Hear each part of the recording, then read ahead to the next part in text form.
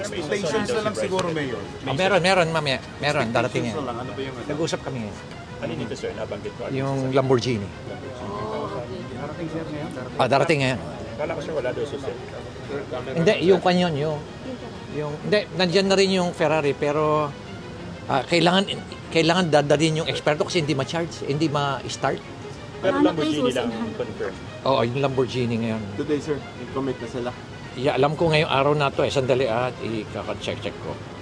Sir, will he be returning all of his vehicles? Yes, papalit niya. Lahat.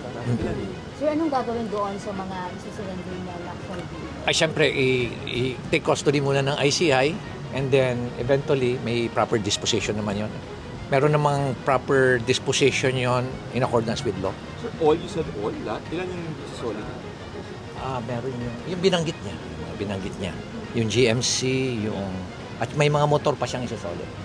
Ngayon yung Ferrari nandito na ngayon, Alam na namin kung saan ang location, kaya lang hindi ma-start. Kaya kailangan may dadalhin na kon doon eh.